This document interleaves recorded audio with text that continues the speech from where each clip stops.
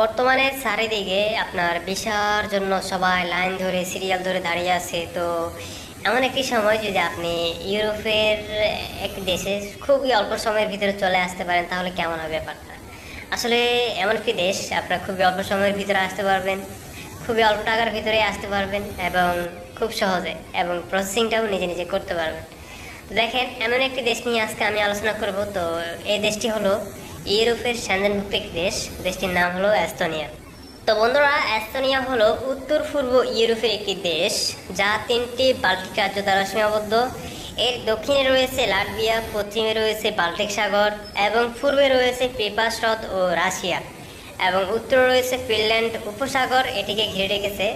এখানে প্রায় 1.3 মিলিয়ন মানুষ থাকে, যা বাংলাদেশের চেয়ে অনেক অনেক কম। ঠিক আছে, তো আপনারা যদি এই দেশটিতে আসতে পারেন খুবই অল্প সময়ের ভিতরে এখানে আপনারা ফেয়ার নিতে পারবেন, নাগরিকত্ব নিতে পারবেন ইনশাল্লাহ। এখানে আপনি আপনার পরিবার পরিজন নিয়ে থাকতে পারবেন। এস্তোনিয়া দেশটি 16 এপ্রিল 2003 সালে সেনজেনভুক্ত হয়েছিল। তো যাই হোক বন্ধুরা, আপনারা ভিডিওর মাধ্যমে এস্তোনিয়ার যে সৌন্দর্য সেটা দেখতে পারতেছেন, এবং আমরা এস্তোনিয়ার সৌন্দর্য দেখতে দেখতে এখন বিস্তারিত আলোচনা করব কিভাবে আপনি এস্তোনিয়াতে আসবেন, কিভাবে নিজে নিজে ভিসা প্রসেসিং করবেন, ভিসা করতে আপনার কত টাকা লাগবে, কি কি কাজ আপনি এখানে পাবেন, আপনার বেতন কত হবে এবং আপনার লিভিং কস্ট কত হবে পার মান্থ। ওকে, সো এই নিয়ে ইনশাল্লাহ আমরা এই ভিডিওতে যথাযথ আলোচনা করব। সো সম্পূর্ণ ভিডিওটা যদি আপনি দেখেন তাহলে ইনশাল্লাহ আপনি ফুল প্রসেসটা আপনি নিজে নিজে ইনশাল্লাহ করতে পারবেন। ঠিক আছে, সো চলেন আমরা ভিডিওর মূল টপিকে চলে যাই। আর ভিডিও শুরু করার আগে ছোট্ট একটা রিকোয়েস্ট, যে সকল ভাইয়েরা আমাদের চ্যানেল নতুন, চ্যানেলটি সাবস্ক্রাইব করতে ভুলবেন না। সো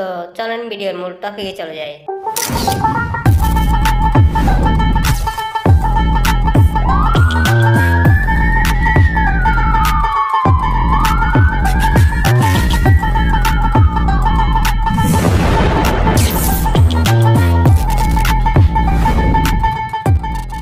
তো প্রথমে আমি আলোচনা করব আপনারা কিভাবে এস্তোনিয়াতে আসবেন।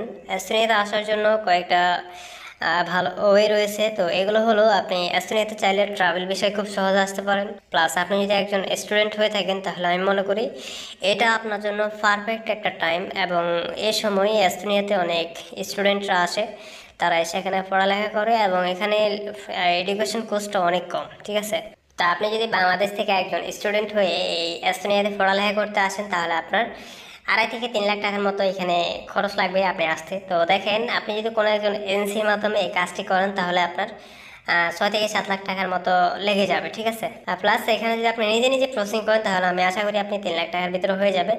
আর এখানে আপনি আপনার এডুকেশনের যে খরচটা আছে তো এটা আপনি বের করতে পারবেন আপনার যে পার্ট টাইম জব আছে ওইটার মাধ্যমে। ইনশাল্লাহ আপনি এখানে আপনার পড়ালেখার যে খরচটা ওটা ইনশাল্লাহ আপনি করে নিতে পারবেন। ঠিক আছে, তো এখানে দেখেন বেশিরভাগ আপনার ট্যুরিজম যে পয়েন্টগুলো আছে ওখানে আপনার পার্ট টাইম হিসেবে জব করতে পারবেন, প্লাস রেস্টুরেন্ট। আর যদি আইটি সেক্টরের ভিতরে যদি আপনার কোনো একটা এক্সপিরিয়েন্স থাকে তাহলে ইনশাল্লাহ আপনি ওখানে ভালো একটা প্রফিট করতে পারবেন। ওকে, তো এরপরে দেখেন ভালো একটা মাধ্যম হলো বাংলাদেশের জন্য ওয়ার্ক পারমিট। ঠিক আছে, ওয়ার্ক পারমিট নিয়ে আপনারা এস্তোনিয়াতে খুবই অল্প সময়ের ভিতরে আসতে পারবেন, প্লাস ওয়ার্ক পারমিট ম্যানেজ করাটাও খুব সহজ এখানে। আর দেখেন, এখানে যদি আপনি একটা পারমিট ম্যানেজ করতে পারেন তাহলে আপনার ভিসা 100% ইনশাল্লাহ আপনি ভিসা পেয়ে যাবেন। ঠিক আছে, তো দেখেন এখানে যদি আপনি দেখা গেল যদি বাংলাদেশ থেকে ভিসা নিতে পারবেন, আপনি যদি এখানে 1 বছর মেয়াদি যদি ভিসা নিতে চান তাহলে ইনশাল্লাহ বাংলাদেশের যে জার্মানি আছে এম্বাসি, তো তাদের মাধ্যমে আপনি এখানে ভিসাটা করে নিতে পারবেন। প্লাস আপনি যদি 1 ইয়ার প্লাস আপনি দীর্ঘমেয়াদী ভিসা নিতে চান 1 বছরের উপরে তাহলে আপনাকে ইন্ডিয়া এম্বাসি ফেস করতে হবে। তো যাই হোক, আমি আপনাদের জন্য সহজে যেটা এটাই বলে দিচ্ছি, আপনারা বাংলাদেশ থেকে 1 ইয়ার লেস আপনি ভিসা নেবেন, তো এটা নিয়ে আপনি ইনশাল্লাহ অ্যাপ্লাই করেন চলে আসতে পারবেন এস্তোনিয়া। দেখেন কিভাবে আপনি পারমিট নেবেন এটা আমি ভিডিও শেষের দিকে বলে দিচ্ছি। এখন দেখেন নিজে নিজে কীভাবে ভিসা প্রসেসিং করবেন, সেটার জন্য আপনার যা যা ডকুমেন্ট লাগবে সেটা হলো, প্রথমে আমরা যে দেশের ভিসার কথাই বলি না কেন, প্রথমে আপনার একটা বৈধ পাসপোর্ট লাগবেই, এবং এস্তোনিয়ার ক্ষেত্রে আপনার পাসপোর্ট লাগবে সর্বনিম্ন মেয়াদ থাকতে হবে 6 মাস। এরপর আপনার চাকরির অফার লেটার, ওয়ার্ক পারমিট, এরপরে আপনার শিক্ষাগত যোগ্যতার, ঠিক আছে, আপনার শিক্ষাগত যোগ্যতা কতটুকু ওইটার সার্টিফিকেট লাগবে। এরপর আপনার পাসপোর্ট সাইজের ছবি, ইউরোপিয়ান সাইজের ছবি আর কি। তো আপনার মেডিকেল রিপোর্ট যদি ওরা চায় তাহলে আপনার মেডিকেল রিপোর্ট দিতে হবে, আর যদি ওরা না চায় তাহলে দেওয়া লাগবে না। ঠিক আছে, যদি প্রয়োজন হয় আর কি।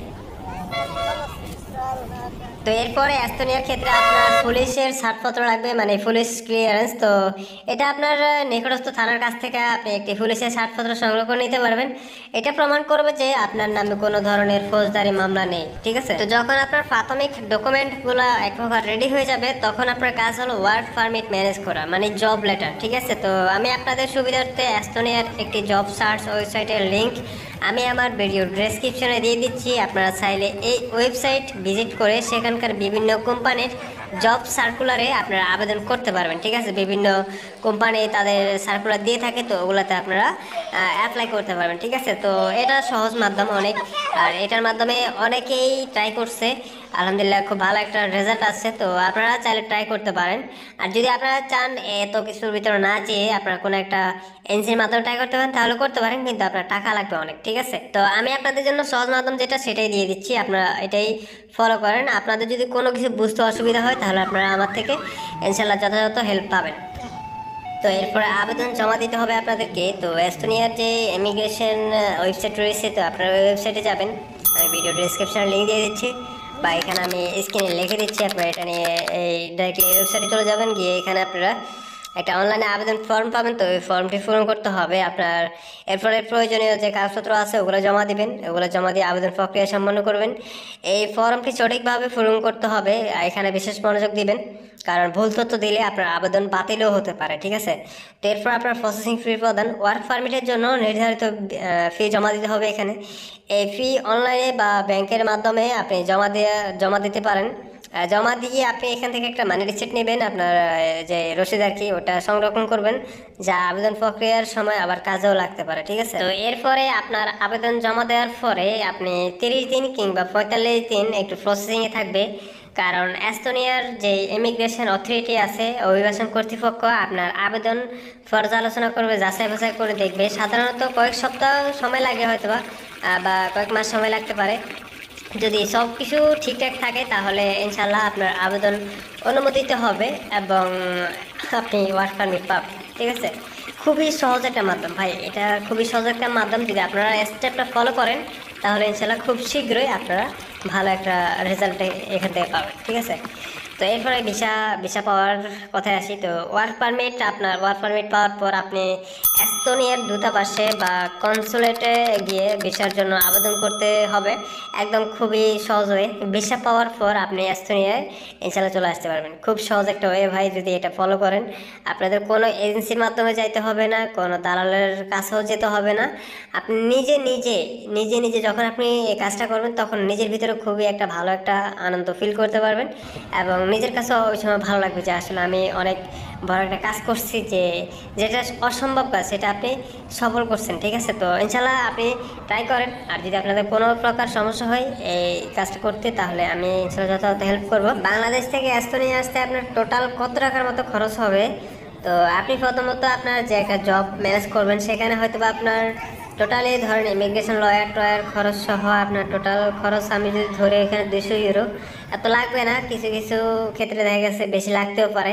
তো 200 ইউরো ধরে নিলাম। এরপর আপনার ভিসার জন্য আপনার যে পারমিট আসবে, আসার পরে যখন আপনি ভিসার জন্য অ্যাপ্লাই করবেন, তো অ্যাপ্লাইয়ের জন্য আপনার ধরেন সি টাইপের ভিসার প্রয়োজন হবে। তো এখানে আপনার সেনজেন ভিসা সি টাইপ আবেদনের জন্য আপনার ফি নেবে, যেহেতু আপনি একজন প্রাপ্তবয়স্ক। তো সেক্ষেত্রে আপনার 80 ইউরো। তো এখানে আমি টোটালি ধরে নিলাম ধরেন 100 ইউরো, টোটালি ধরেন 300 হলো। তো এরপরে আপনি বাংলাদেশ থেকে সকল কিছু রেডি হয়ে যাওয়ার পরে, আপনার ভিসা রেডি হয়ে যাওয়ার পরে, অবশ্যই এখানে একটা কথা বলে রাখি, যখন আপনি ভিসার জন্য আবেদন করবেন বাংলাদেশে জার্মান দূতাবাসে অ্যাপ্লাই করবেন, তখন আপনার যেহেতু এম্বাসি ওইটাই কাজ করে, এস্তোনিয়ার পক্ষ হয়ে ওইটা কাজ করে, তো আপনি এখানে অ্যাপয়েন্টমেন্ট বুক করে ওখানে অ্যাপ্লাই করবেন। অ্যাপ্লাইয়ের পরে আপনি যখন ভিসা হাতে পাবেন, হাতে পাওয়ার পরে আপনার আপনি ফ্লাইট করবেন, ফ্লাইটের ব্যাপারে আসি। এখানে আপনার কত টাকার মতো খরচ হতে পারে। বাংলাদেশ থেকে এস্তোনিয়া আপনার বিমান ভাড়া নেবে 792 ইউরো, বা ধরে নিলাম 800 ইউরো, যেটা বাংলাদেশি টাকা 1 লাখ টাকা, ধরেন 1 লাখ টাকা 10,000 টাকার মতো হয় মেবি। তো যাই হোক, see flights from Bangladesh to Estonia আপনার ফ্রম বিডিটি ধরেন 1 লাখ টাকা, বিডিটি টু ফ্লাইটস ডিলস। তো এটা আপনারা করে নিতে পারবেন যখন আপনার ভিসা হবে। তখন আমি ভিডিও ডেসক্রিপশনে লিঙ্কটা দিয়ে দিচ্ছি, আপনারা ভিসা হয়ে গেলে এখান থেকে টিকিটটা কেটে নিতে পারবেন। wigo.com.bd, ঠিক আছে। তো এটার মাধ্যমে আপনারা আপনাদের টিকিটটা করে নিতে পারবেন। তো এরপরে যাই হোক, আপনার টোটালি সব কিছু অ্যারেঞ্জ হয়ে যাওয়ার পরে আপনি ইনশাল্লাহ এখানে চলে আসতে পারবেন। এরপর আপনার এখানে কী কী কাজ আমি ফার্স্টে বলে নিই। তো এখানে আপনাদের কী কী কাজ করতে পারবেন, তো এবং বেতন কত হবে, লিভিং কস্ট কেমন হবে, তো এটা একটু বলে দিই। ভিডিও শেষ পর্যায়ে চলে আসি প্রায়। তো এস্তোনিয়াতে মোস্ট পপুলার যে কাজগুলো রয়েছে আমি সেগুলোর কথাই বলতেছি। তো দেখেন, প্রথমে রয়েছে এখানে ইঞ্জিনিয়ারিং এবং আছে ক্লিনিং বা ক্লিনারের বিষয়। এরপর রয়েছে কৃষি ভিসা, গার্মেন্টস ভিসা, আবার রেস্টুরেন্ট বা ট্যুরিজম, এই সেক্টরগুলোতে ভালো পরিমাণে জব রয়েছে। তো মূলত এই সেক্টরগুলোতে আপনি বাংলাদেশ থেকে ওয়ার্ক পারমিট ভিসা পাবেন। এখানে শুধুমাত্র সেক্টর নাম আমি বলছি, এর মধ্যে বিভিন্ন কাজ রয়েছে, যেমন ইঞ্জিনিয়ারিং সেক্টর রয়েছে, সিভিল ইঞ্জিনিয়ারিং, মেকানিক্যাল ইঞ্জিনিয়ারিং ইত্যাদি। ক্লিনিংয়ে রয়েছে ক্লিনিং বা ক্লিনার বিষয় কাজের মধ্যে রয়েছে office cleaner, restaurant cleaner, road cleaner ইত্যাদি। আর কৃষি বিষয়ের মধ্যে রয়েছে আপনার সিজনাল কৃষি বিষয়, গবাদি পশুপালন, যেমন বিভিন্ন ফার্মে। তো বিভিন্ন ফসলের জমিতে কাজ, বিভিন্ন সবজি বা ফল ফুলের বাগানে, ফলমূলের বাগান। তো যাই হোক, এখানে আপনি কাজ করতে পারবেন। অন্যদিকে আপনি গার্মেন্টস সেক্টরে বাংলাদেশে বিভিন্ন ধরনের কাজ হয়ে থাকে, সেম এরকমই। তো আপনার রেস্টুরেন্ট সেক্টরে যেমন বিভিন্ন শেফ, আপনার প্রফেশনাল শেফ যারা, তো তাদের জন্য খুব ভালো পরিমাণে জব রয়েছে। এরপরে নন স্কিল হিসাবে দেখা গেছে আপনি বিভিন্ন ধরনের ট্যুরিজম সেক্টরে ভালো পরিমাণে ভালো ভালো কাজ পেয়ে যাবেন, ঠিক আছে। তো এরপর দেখেন, আপনি বর্তমানে এস্তোনিয়াতে ইঞ্জিনিয়ারিং সেক্টর এবং কৃষি কাজের চাহিদা সবচেয়ে বেশি, যার কারণে স্বাভাবিকভাবে এই কাজগুলোর বেতন অনেক বেশি হয়ে থাকে। আপনি যদি এই কাজগুলোতে মোটামুটি দক্ষতা অর্জন করতে পারেন, তাহলে আপনার বেতন প্রতি মাসে আপনি এখানে 1,80,000 টাকা থেকে শুরু করে সর্বোচ্চ 3 লাখ টাকা পর্যন্ত অনায়াসে ইনকাম করতে পারবেন। আর ক্লিনার এবং গার্মেন্টস পেশার ক্ষেত্রে বেতন একটু কম হবে, যদিও এই কাজগুলোর চাহিদা খুব ভালো রয়েছে, কিন্তু সেই অনুযায়ী বেতন একটু কম। তবে যাদের খুব বেশি শিক্ষাগত যোগ্যতা এবং কাজের দক্ষতা নেই, তাদের জন্য ক্লিনার ও গার্মেন্টস বিষয় উপযুক্ত হবে। আপনি যদি গার্মেন্টস বা ক্লিনার বিষয়ে এস্তোনিয়াতে আসতে চান, তাহলে আপনার বেতন হবে সর্বনিম্ন 80 থেকে 1,20,000 টাকার মতো। তো বন্ধুরা, আজকে ভিডিও পর্যন্ত। আজকে ভিডিও বড় করবো না। তো যারা আমাদের চ্যানেল নতুন, চ্যানেলটি সাবস্ক্রাইব করে দেবেন, এবং ভিডিও যদি ভালো লাগে অবশ্যই লাইক এবং কমেন্ট। আর যদি আপনার নতুন কোনো বন্ধু ইউরোপ আসতে চায়, তাহলে তাকে অবশ্যই এই ভিডিওটি শেয়ার করে দেবেন। সো আল্লাহ হাফেজ, সবাই ভালো থাকবেন। আসসালামু আলাইকুম।